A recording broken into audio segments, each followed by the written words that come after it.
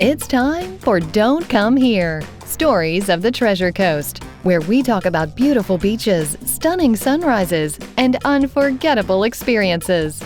So, if you don't like that sort of thing, definitely don't come here. Now, here's your host, Joshua Flores. Thank you so much. It's a pleasure to have you here with us again. This month on Don't Come Here, Stories of the Treasure Coast, we are going to be celebrating Black History Month. Of course, we all know February is Black History Month, and here in the Treasure Coast, we have such a diverse history here that we wanted to go ahead and get some incredible guests with us today to be able to speak about Black history here on the Treasure Coast. Today, I want to go ahead and introduce you my guests. Our first guest, she is the Chief Executive Officer of the Gifford Community Cultural and Resource Center, Miss Johnny May Perry. Yes. Thank you so much for joining us here today. You are with the Gifford Community Cultural Resource Center. You guys are big on sharing the history and the stories of Black history here in the Treasure Coast and everything that you guys have done and everything that has happened with Black history in the Treasure Coast. And thank you so much for being here with us today. Thank you for having me. Absolutely. My next guest, she is a painter, teacher, and widow of former historian and the late, great highwayman artist Arthur Hare. Doretha Hare, thank you so much for being with us today. Thank you so much for having me. I just want a little correction. Okay. It's Alfred Hare. Alfred Hare, I am so Alfred sorry. Hare, yes. And I'm also the president of the original Florida Hall of Fame Highwayman Absolutely. organization. And yes. And I'm an artist. right, myself.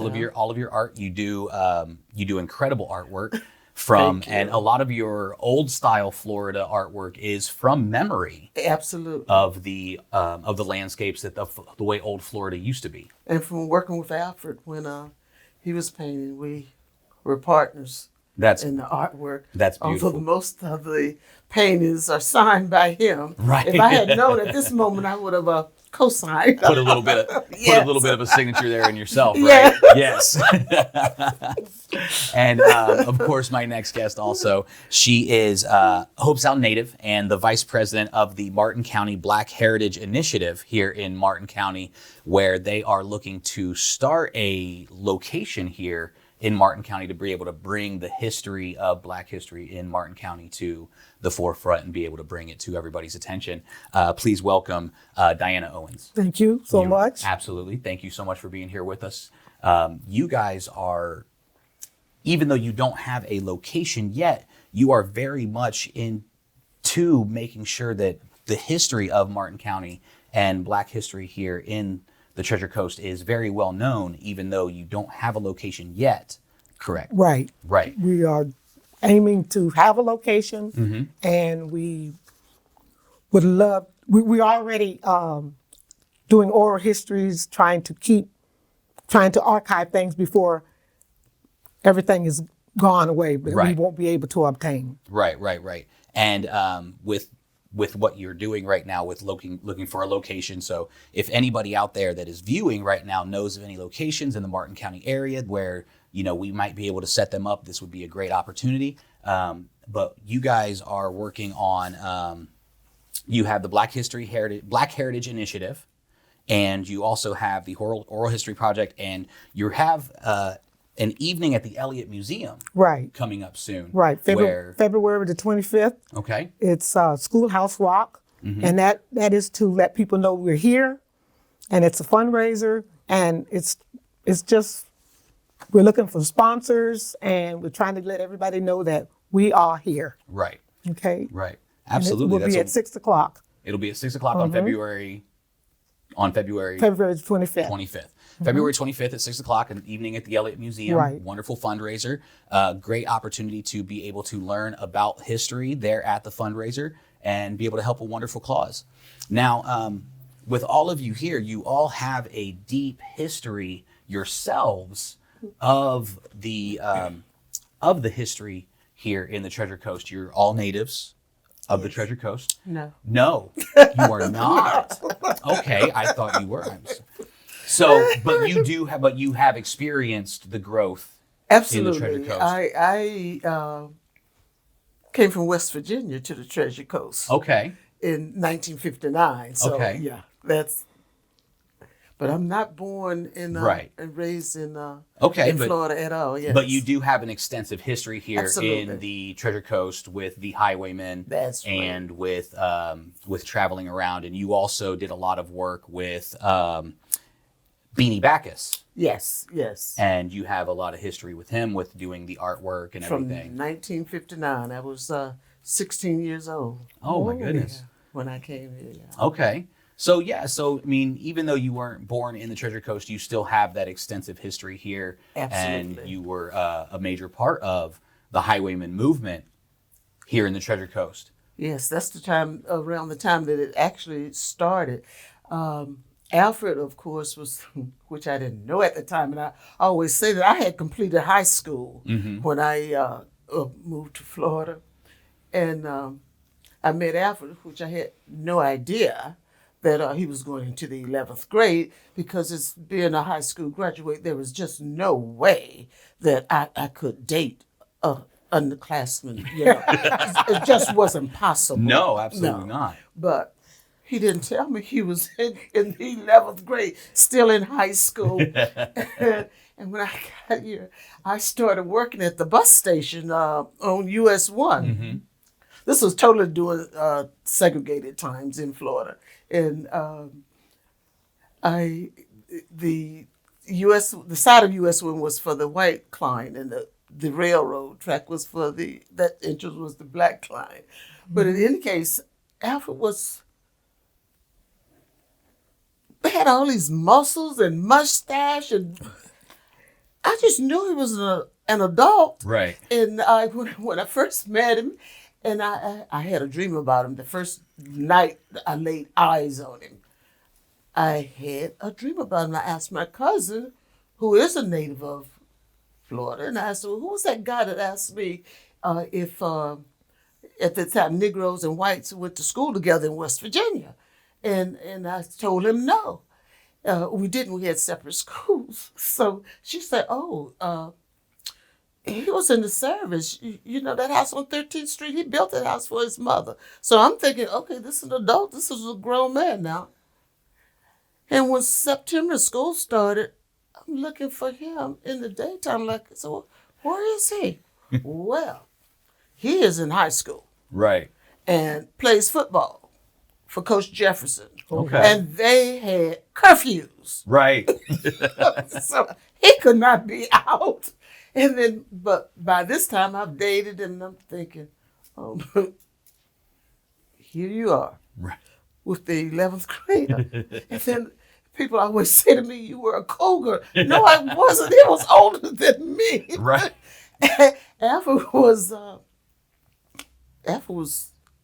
going on 18, I think, into the 11th grade, because he graduated in 61.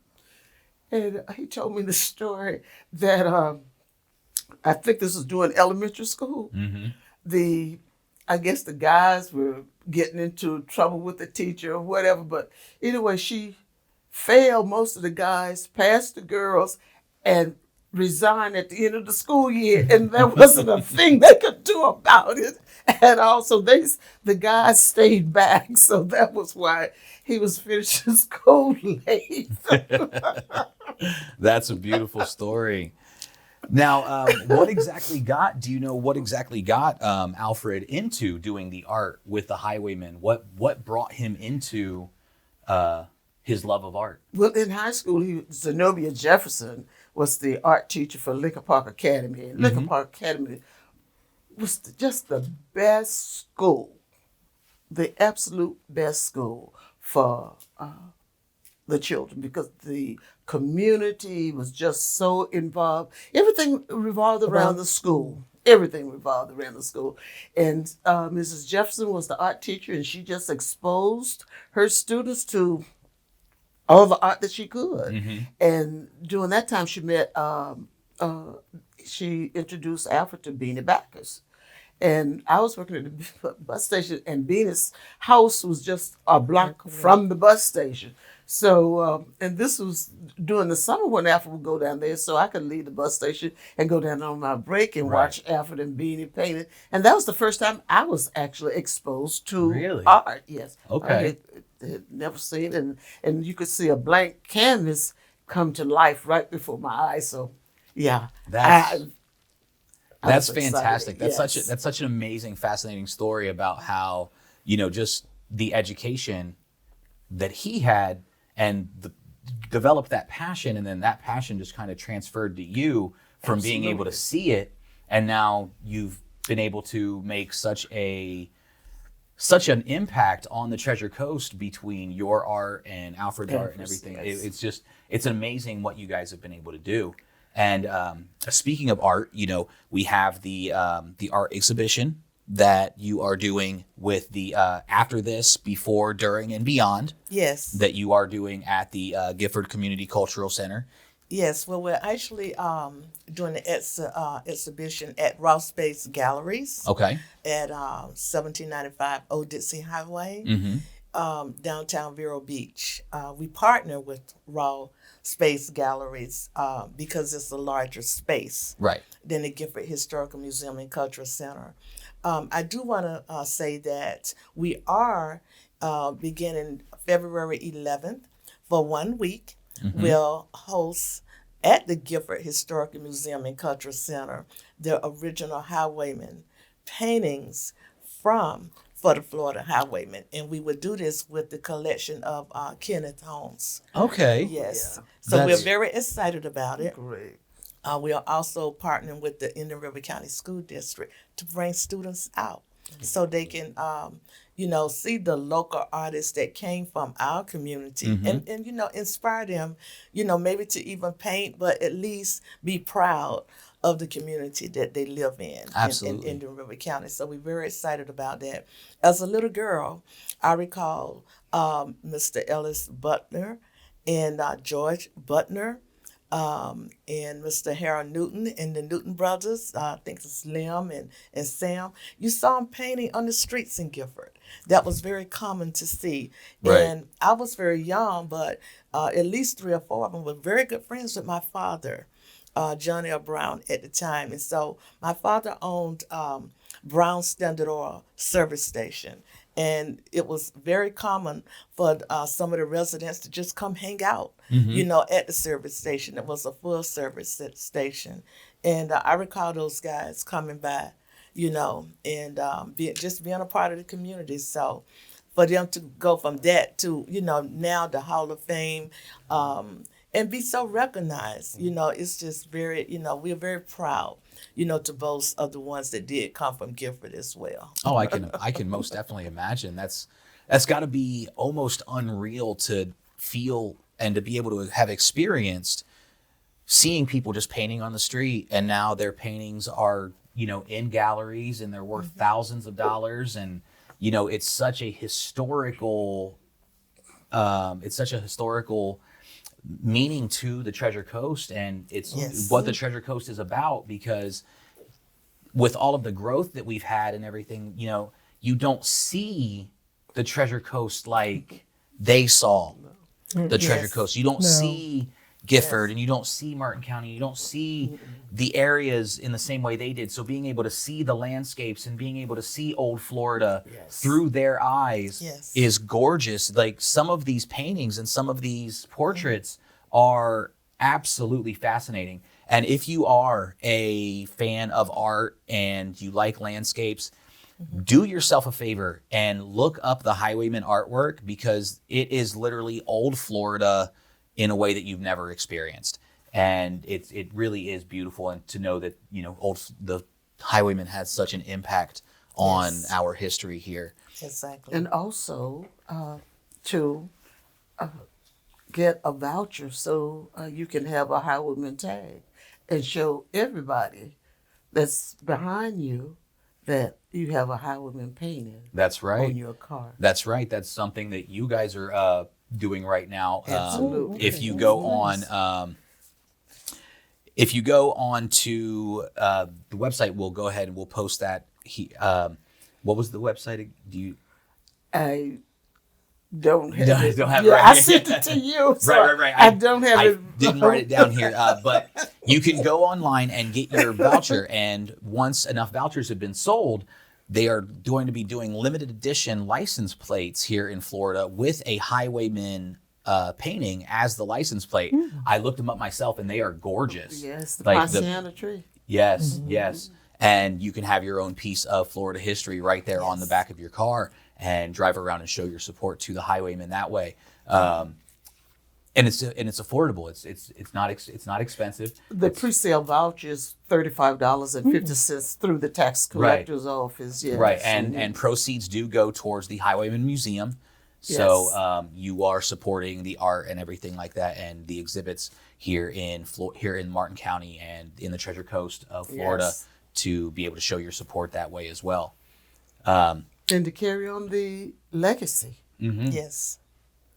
That's Absolutely. what we need to do. Yes, most definitely. And of course, that's also a large part of what we're here talking about, is carrying on that legacy of the Highwaymen, carrying on the legacy of Black history here in the Treasure Coast, because not a lot of people realize just how significant Black history was here in the Treasure Coast.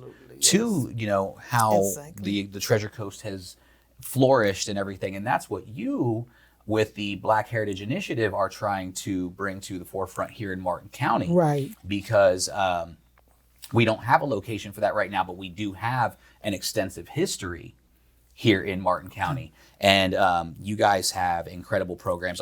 You have incredible programs there at the Gifford Cultural Center as well. Yes. But you are doing the oral project. We're interviewing people that's been around a long time, getting stories about how it was back in the 40s and the 30s living here in the Treasure Coast, basically Martin County. We have co-op with the University of Florida, the Sam Proctor. They are storing when we do the oral reports, we download it to the archives at the University of Florida in Gainesville. Oh, it's amazing. It calls the Sam Proctor archives. Right. And that way people will always be able to tap in onto that. And when we ever get our building, there will be, we hope that we will have a laptop. So if someone walk in and say they want to hear, you'll be able to show those presentations there at the location here locally. Right. We'll be able to show them. That's our dream. Right. To have that available for people. So that makes it nice. Some of the interviews have been very good. I only did it when we wasn't with the Sam Proctor. We did some on our own a couple years back, and it was very interesting. Some of the things that I learned from the interviews. Right. My dad was a farmer. He had strawberries. He grew strawberries in the 60s in Hope Sound, and I always thought as a child that he grew strawberries only out back of Hope Sound, like on the High Bridge Road going to 95. And when we interviewed this one lady who would have picked strawberries after school, because he would gather the kids after school to pick the strawberries. I think they ate more strawberries than they picked myself. She kind of said that they were so full they wouldn't eat when they got home for dinner.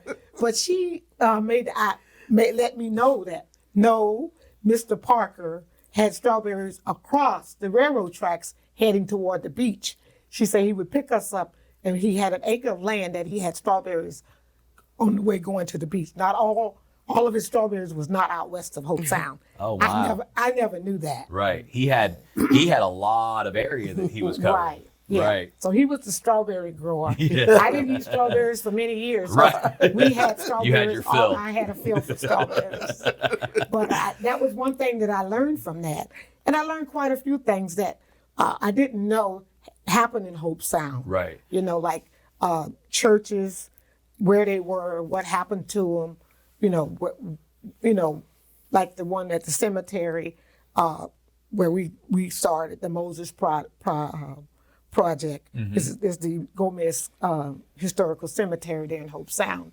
Everybody talks about that. I learned that, people that's buried there and stuff, they were relatives of some of these people that we interviewed, and they told stories about them. But it's really interesting when you do the oral reports, especially the ones that we did in Port Salerno about the Salerno Colored School. Right. That's the building that we're trying to obtain from the school board for use. Going to school there. It wasn't like, because remember, the school was a one-room schoolhouse. So that means first through sixth grade was in one room. Right.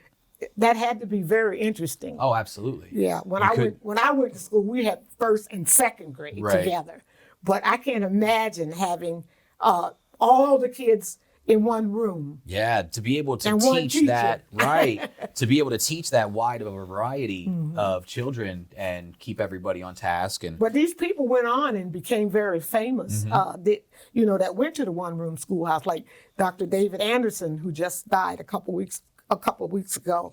He was a part of that one-room schoolhouse, and he went on to become a doctor. And he worked at the Indian River College as a dean, and then he went on to become the longest-sitting school board member in Florida, in Martin County. Okay. So that's history. Right. And actually, our Schoolhouse Rock, we're kind of like going to dedicate that to him. okay. Yeah, we had before I said this, I had to we had to wait for the okay from the Right, family right, of before I course. could put that out on Of course. But on the we've slide got screen. it now, right.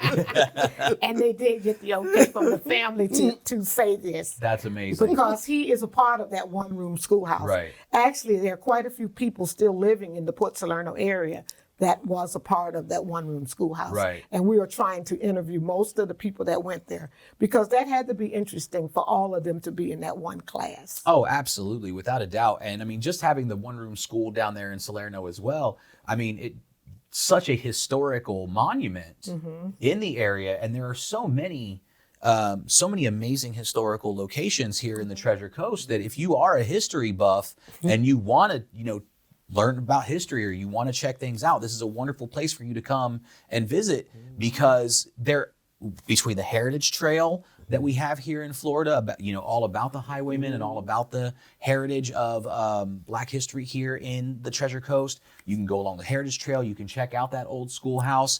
You can check out the building that you guys have in Gifford. You have the old Macedonia School Church. The Old Macedonia Church, yes. Yes, the Old Macedonia Colored Church. Right. Was actually built in 1908. Oh, wow. And it was located in Sebastian along the Flagler Railroad at the time. In the early 90s, it was going to be blown up in a training exercise. And historian Ruth Stambridge of the Indian River County Historical Society got in touch with the Gifford Progressive Civic League and asked if they would take ownership and relocate it to Gifford.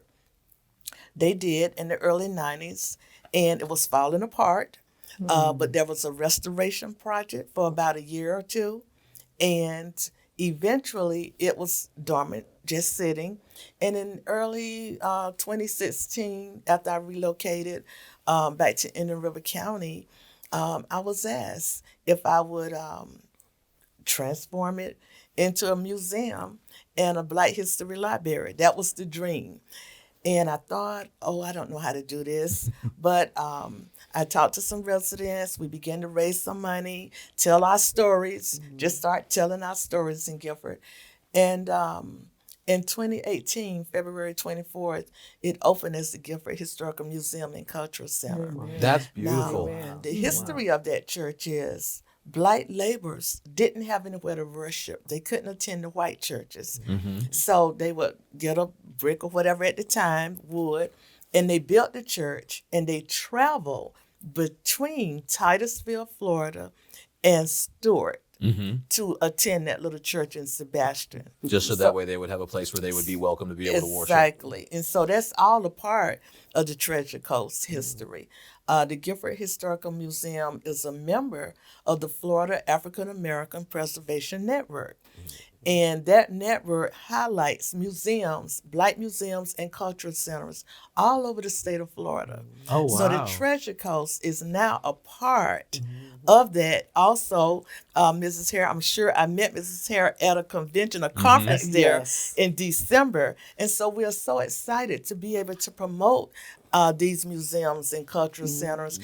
And the Treasure Coast is also on the state of Florida map. Yes. That's right.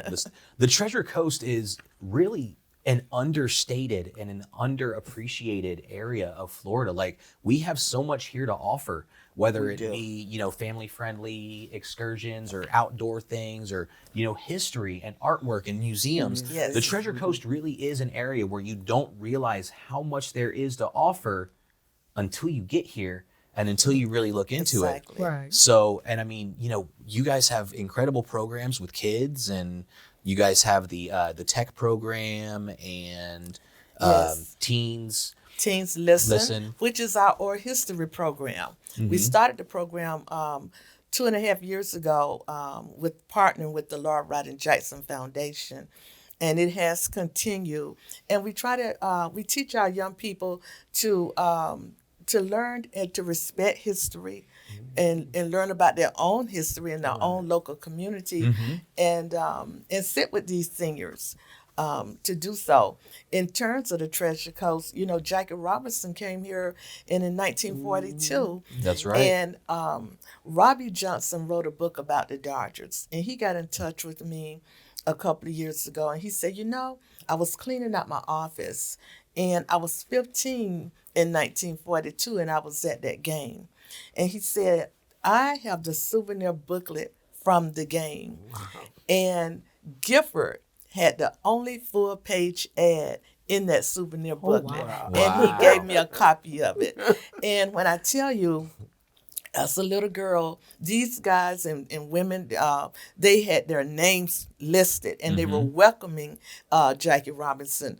And to see some of the names that I knew, that's for Mr. So-and-so name, and Mr. Ralph McGriff, and, all these different names. And my husband's uncle, Scott Perry name, is on the list. And it was just fascinating, Right. To be a part of that history and have it a part of the museum. Absolutely. And that's like I was saying, there is so much history here, and so much that you can really learn from, coming to Florida. And it's fascinating. It's fascinating, all the different things that you can learn. And, Doretha, even some of the highwaymen's homes are on the Heritage Trail. Those are historical monuments now. Our house, Right. the Dunbar Street house, is on the Highwayman Trail in Fort Pierce. Lincoln Park Academy, all of that is the Beanie Main Street now. Beanie Backer's house is Fort Pierce Main Street. Right. That's on the Highwayman Trail. In the cemetery is on there where most of our highwaymen are buried. Right. There. And the city of Fort Pierce partners with us to make sure that their grave sites are maintained. Right. And even when I went to Tallahassee, they have the old cemeteries that they want to make sure are restored and maintained. Yes. As part of That's beautiful. the work. Yes. That's beautiful. Yes. I actually got a chance to go down to Fort Pierce. I didn't get to do the entire trail, but I did get a chance to go down to Fort Pierce and check out, in downtown Fort Pierce, Yes. they have the stand there, and, check out a couple of locations on the trail. It's amazing how much history there really is that it shows in Fort Pierce, and it's a pretty extensive. Yeah. We have the Zora Neale Hurston Trail also. yes. Yeah. Yeah. So the Treasure Coast is just an amazing place to live, to work, to visit, That's right. because you can come here and we have so many activities, and you can never be bored. That's You for can sure. Never be Yes, bored absolutely. coming here at Yes. all. There's so much to do, and you cannot even get it done in a week. That's for sure. So you have to be That's- here longer than a week Yes. to be able to see and do everything that we have to offer you here That's right. on the Treasure Coast. It's an amazing place to be. It really is. They have the Martin County has that trail too, and the schoolhouse is on that trail. Jonathan Dickerson, this couple cemeteries, the place where Jonathan the Boyce Neil Du Bois, where what's his name, Jonathan Dickerson was brought back from Alpha Hope Sound Beach, where he brought back and everything. That was in 1696, I think. Wow. And that was where we were doing history, and we were trying to figure out the first blacks that would have come to Martin County. And we assume from right now it would be when Jonathan Dickerson came to Martin County that he bought one of the black guys that worked for him. He had to leave behind because the Indians wanted him. Right. So we assume that we're conquering that he would be the first black that would have come to Martin County. That's amazing. That's such an incredible history, to be able to trace it back that far. Yeah, we were fumbling, Right. trying to figure out that. Now, what happened with this guy, we do not know, but he had a bunch of blacks that he brought with him from Jamaica heading to Philadelphia when the ship wrecked. Huh. And it was off the coast of Hope Sound. Right. But then the Indians found them and took them back down to where near the Boys. Near the Boys, I don't know if anybody know where that's at Jupiter at the inlet, at the Jupiter Inlet. And that's where they had their little wars, and then they finally decided, hey, we're going to help y'all guys move on. But you have to leave a few good, strong people here. And I think they thought that this big, husky black guy, I can't remember what his name was, we'll keep him. Right. And so that's what happened. So that's where we're going to count from that. There you go. But they actually lived all along the coast there, blacks that came from different areas along the way. That's amazing. Such rich history. Yeah, so we are on the trail with the school, the Martin County Trail, Heritage Trail, which is good. Right. We're working on trying to make that a historical landmark. The schoolhouse, even before we can obtain it. We're still working on all of that. No, absolutely. You guys have definitely got a lot of work in store, and it's amazing to see what it is, everything that you're doing, and what it is that you're trying to do for the local community and for your history.